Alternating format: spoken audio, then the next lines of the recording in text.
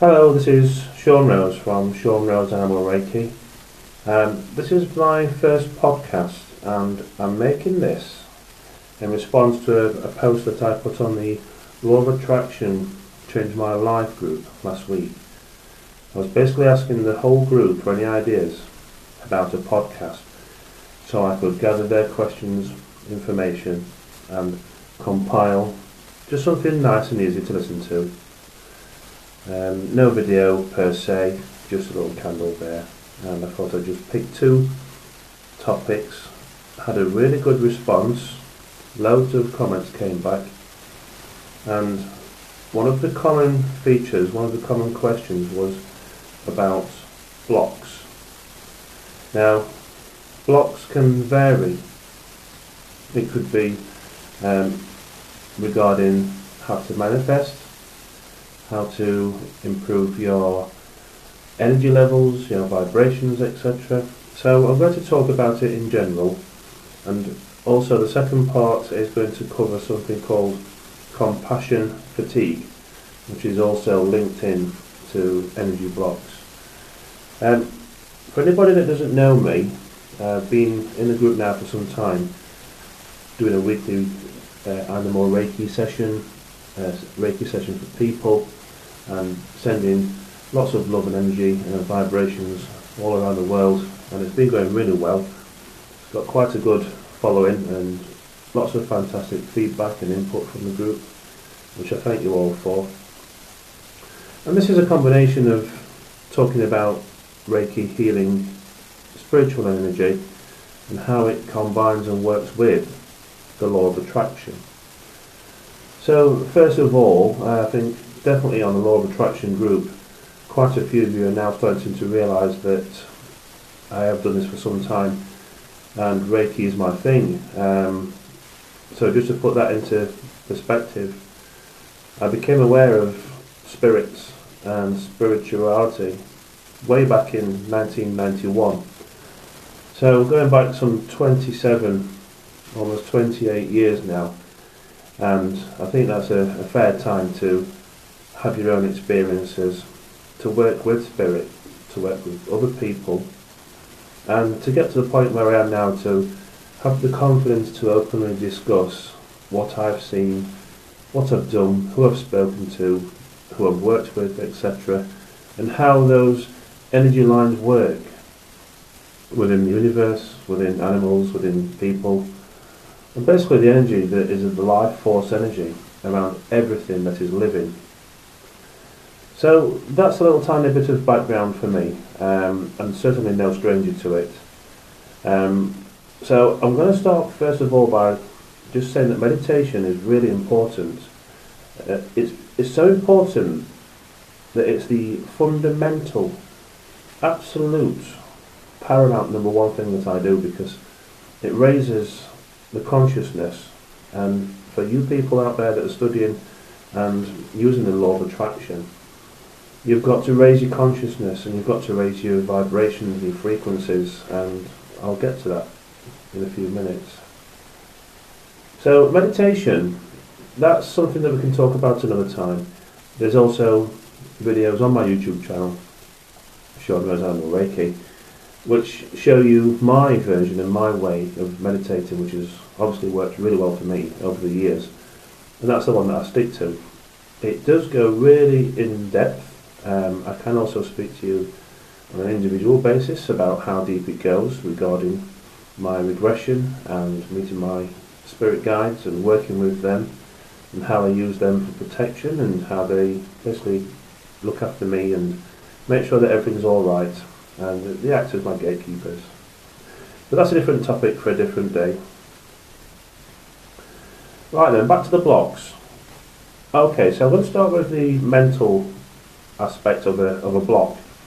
I've separated it into two categories, the mental and then the physical, spiritual and the chakras side of a block.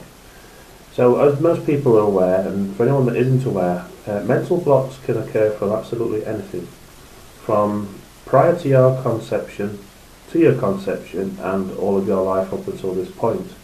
And that can be anything from a past trauma, relationships, bad experiences, death, family, death of a family member, death of a friend, depression, sadness, postnatal depression, insecurity, how we build a wall around ourselves, especially after a bad relationship,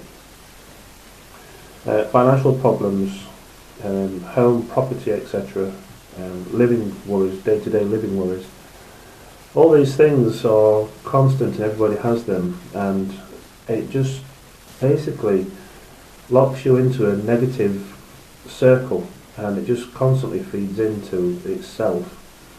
Now, unless you break this, you are never going to be able to come out of it, step forward and clear yourself in order to raise those vibrations and frequencies, which in turn are eventually going to match up to the universe and create your desires in this physical world. So it's going to lower your vibrations, really, this negative circle. If you think about it, if you're walking around with all this negativity or this past trauma, it's with you, it's like a cloud around you and above your head, you can't escape it.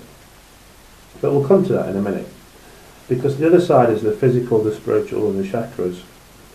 Now, if you have doubts here, this could be for a number of reasons. It could be the doubt of the universe, the doubt of how the world works, your place in the world, doubting the energy and doubting how vibrations work. You may be skeptical, you may be a non-believer. It could be a religious idea, it could be faith related, why you don't believe in certain things. And that's fine, because we're not going to talk about religion per se, individual religions, and I never will, and that will become clearer as the podcasts go along. So having said that then, basically you've got to believe, and you've got to research how your body is connected to spirit via the energy pathways and the channels, your individual energy chakras, etc., your crown third eye chakra. I think it goes without saying that the mind moves the body and not the other way around. So everything's going to happen inside your head. It's the brain that's the central power station here and the thought control centre. So that's going to lead on further now into compassion fatigue, but just for 1 minute have a think about what I've just said, because regarding your relationships and your current situation, if you are suffering from what you think is a mental block due to past, current traumas, incidents and events, well, they're going to be hard to get rid of, aren't they? Because you're just absorbing that constant negativity. So this is where it basically bleeds into the compassion fatigue, because if you absorb any or all traumatic events, sickness or sickness of yourself or sickness of others, you like to help others even if they constantly make requests of you or demands. You're always trying to help them. This is energy draining. You know, you take on one thing at a time, and before you know it, 5 years later, it's the final straw that broke the camel's back, isn't it? So you always worry about the past, and by that I mean, was it my fault? I feel to blame. Am I to blame for? If it wasn't for me, it's my fault. I made a bad, wrong decision. I should have done this, I should have done that. What if, and if only I had. Well, you don't need me to say that that's happened in the past. But what I will say is, it's got to stay there. And we've got to realise that we don't live in the past, we live in the now. And even if you've lived with someone, or you live with somebody, or you know someone that talks in this negative way, has this draining effect of you, they're also going to drain your energy, and it's just going to cause blocks, because it's like a muscle. When you work out at the gym and your muscle's full of all the amino acids and everything that it needs, Once that natural energy source runs out from your muscle, you're going to use your reserves, and that's the lactic acid. And that's the stuff that burns your muscles, and that's what happens. People will drain you, you'll drain yourself, and you'll go into this negative vortex, and you won't be able to get out of it because you don't have the strength, you don't have the energy. You can't see past your feet, you don't know where to go next. Well, that's going to have to stop. Even having the wrong partner, current wrong partner, previous, past wrong partner, they can drain you emotionally. They can drain you physically, financially, your confidence, your ego, your self-worth. Literally one layer at a time, like an onion. They will strip layers off you, so you won't notice it, but you're getting weaker all the time. So you may feel trapped. How do you get out? Can you get out? Are there any threats? If you try to get out, what's down the line, what's down the road? These are all fears and worries, aren't they? So we need to overcome that.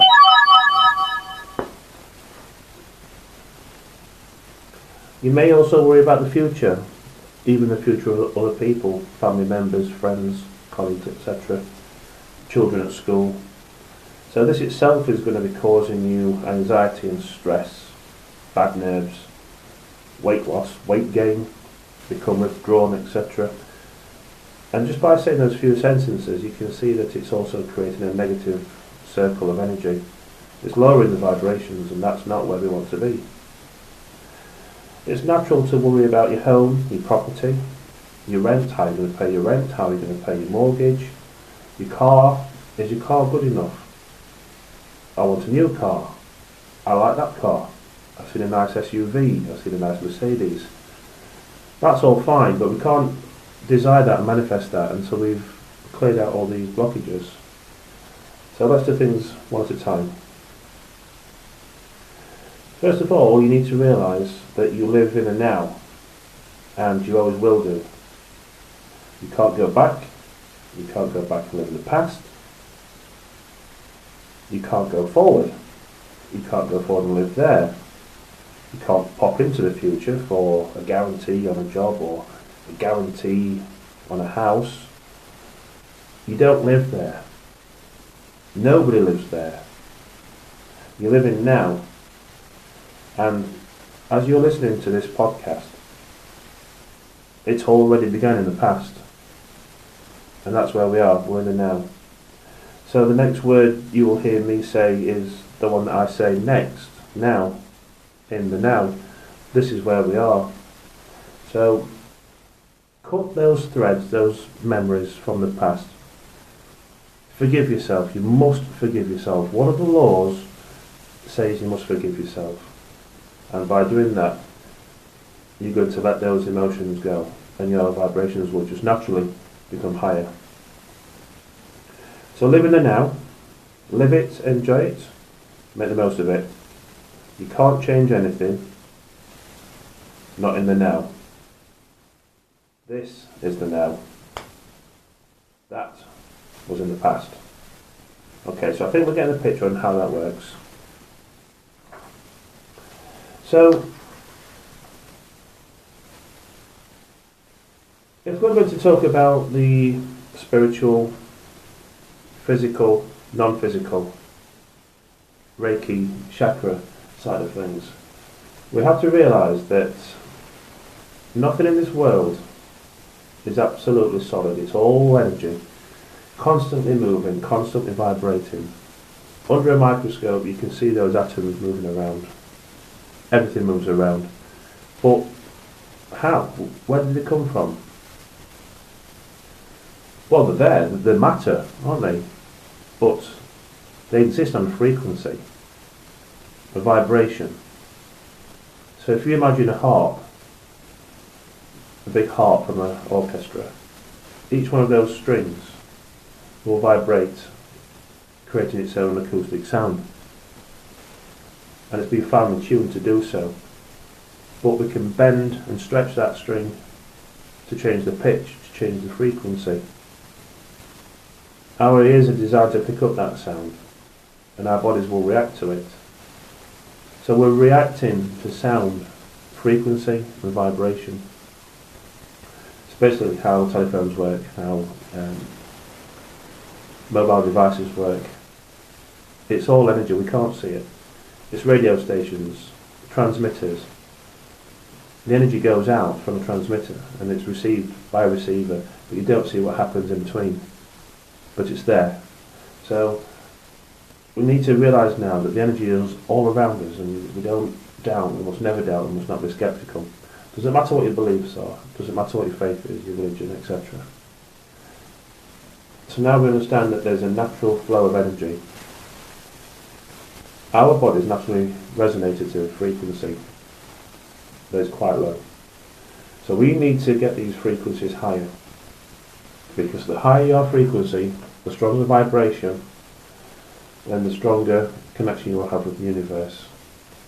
So we need to meditate,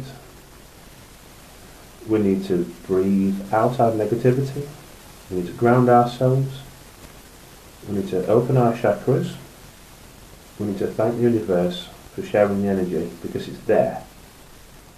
We know it's there. Please use it.